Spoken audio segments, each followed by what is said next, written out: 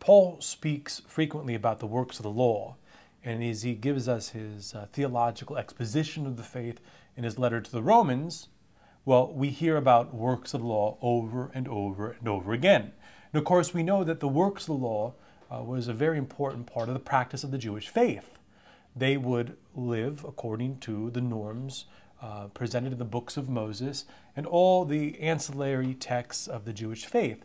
And so they would live by the works of the law. This was the practice, the religious practice of their faith. It affected their dietary customs, and of course it affected the way they lived daily, their Sabbath observances, and of course affected all of their ritual observances, their temple sacrifices, and so on and so forth. So the works of the law is a very important phrase to understand. So when Paul says that the works of the law cannot save, really imagine yourself in that position, being a Jew 2,000 years ago, where the works of the law, the daily practice of the faith. It's a rather startling declaration from a Pharisaical Jew like Paul himself, who was, up until this point, a profound observer of the law and a student of the works of the law. So this declaration has a lot of oomph, it has a lot of potency, especially since he's the one saying it.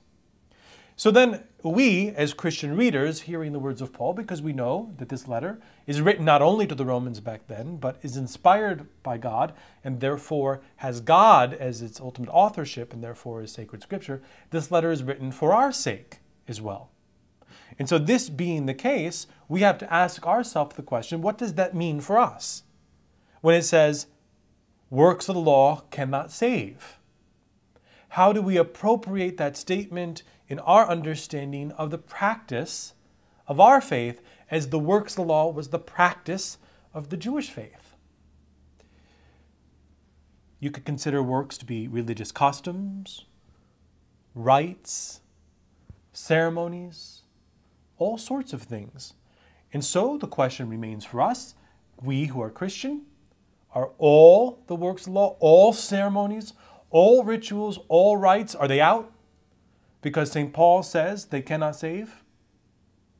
And if they are, well, as Catholics, we're in trouble. Now, obviously, judging by the collar, you know where I'm coming from. I'm not going to take that position. And the Church doesn't take that position.